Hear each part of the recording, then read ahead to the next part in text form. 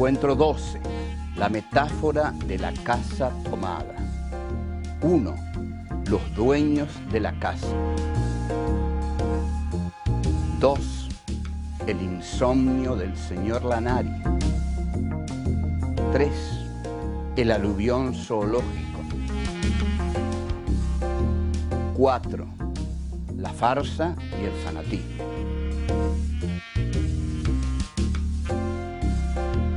Casa tomada, cuento de Julio Cortázar. Cuenta la historia de dos hermanos que viven en una mansión antigua y el momento en que unas presencias extrañas los obligan a abandonar paulatinamente diferentes espacios de la casa hasta llegar a dejarla por completo.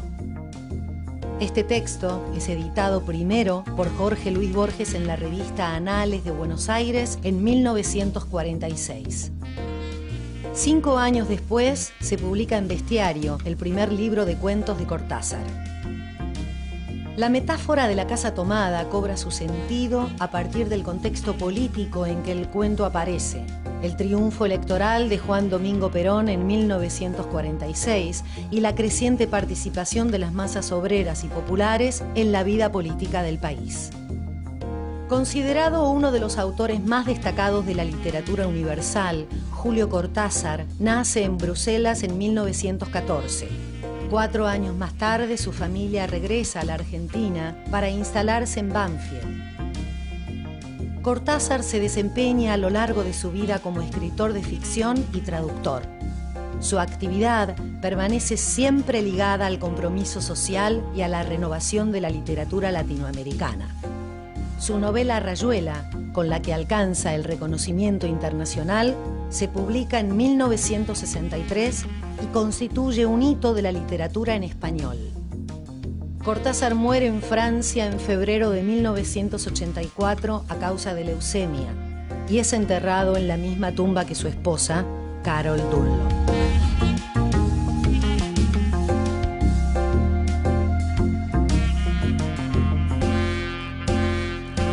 Este es nuestro encuentro número 12. Vamos a tratar uno de los ejes conceptuales más importantes para pensar este país. Se trata de lo que yo llamo la metáfora de la casa tomada. ¿Qué es la casa? La casa es la casa de los dueños. ¿Quiénes son los dueños de la casa? Los dueños de la casa son las clases dirigentes.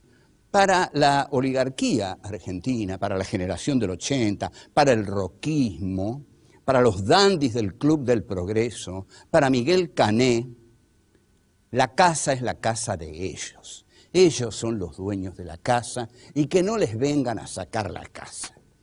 La casa se la ganaron con la Revolución de Mayo centralizada en Buenos Aires, con Juan Manuel de Rosas, que también centralizó la política e incluso su proteccionismo en Buenos Aires, y con el 80, que centraliza el poder en Buenos Aires. Esa es la casa que la oligarquía hace y que vimos festejar el centenario. ¿De dónde surge esta metáfora de la casa tomada? Bueno, no sé si surge de ahí, pero vamos a partir de un cuento de Julio Cortázar que se llama justamente Casa tomada. Lo publica Jorge Luis Borges, Cortázar era un pibe joven, y le lleva este cuentito a Borges, que lo publica en una revista que se llama Anales. Cortázar está muy contento, etcétera, etcétera. Y bueno, como ustedes saben, Cortázar después se va de la Argentina en la década del 50 porque dice que los bombos peronistas no le permiten escuchar a Bartók. Bueno,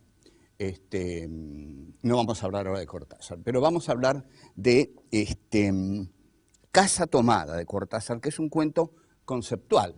Son dos hermanos de la oligarquía porque viven de las rentas de la familia, que viven en una casa. De pronto empiezan a advertir que las distintas habitaciones de la casa comienzan a ser tomadas. No dicen por quién, solo dicen las habitaciones están siendo tomadas. y ellos se van trasladando a otras habitaciones, porque las que van dejando son las que han sido tomadas.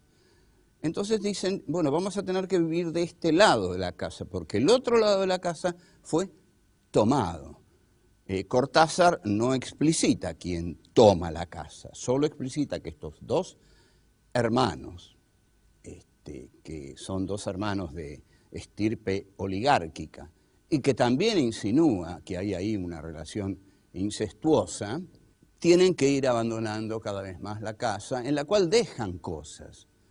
Tienen que dejar cosas que quieren, que hubieran querido retener con ellos, libros de literatura francesa, con lo cual Cortázar da el toque esencial para caracterizar a estos dos hermanos. La angustia que les produce que la casa sea cada vez menos de ellos, les impide pensar. Les impide pensar porque en realidad tienen cada vez más miedo, y cuando se tiene miedo no se piensa.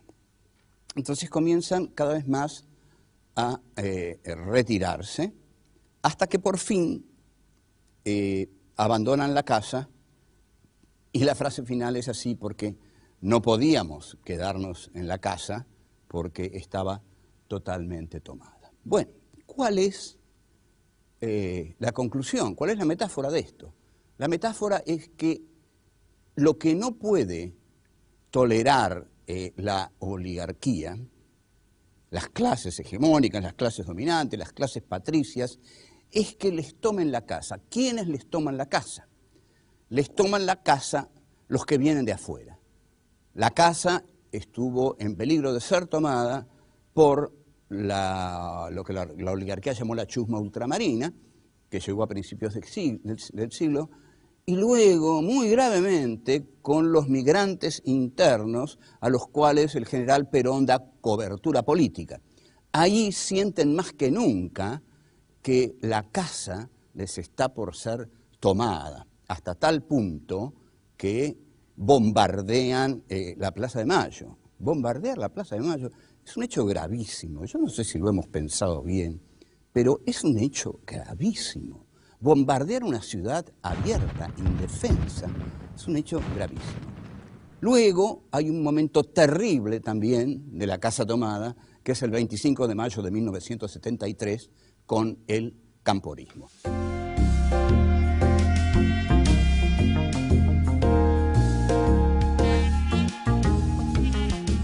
Hay una relectura del cuento de Cortázar que hace Germán Rosenmacher en 1962 en un libro muy exitoso que se llamó Cabecita Negra.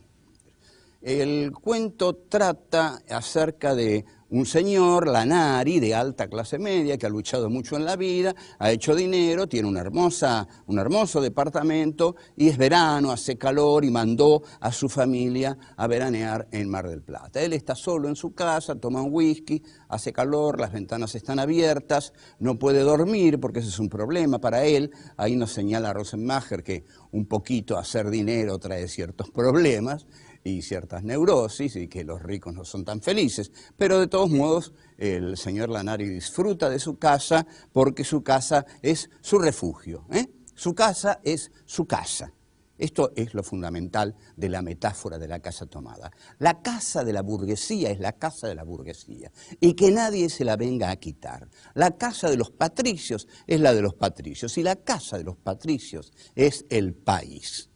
Y que ese país nadie se lo venga a quitar. Bueno, entonces, el señor Lanari escucha que una mujer grita en la noche, un poco absurdamente, pero también tengamos en cuenta que no eran los tiempos actuales, sino que era la década del 60, el señor Lanari sale a la calle, quizá comete un error o quizá es una posibilidad de la época. Se acerca, hay una mujer tirada en el suelo, y el señor Lanari la desprecia, digamos, y ahí Rosenmacher tiene una frase feliz. Rosenmacher no era un muy buen prosista, pero era un escritor voluntarioso, y murió muy joven, y realmente lamentamos que haya muerto tan joven, porque murió en un accidente absurdo en Mar del Plata por dejar abierto el gas y con uno de sus hijos pequeños.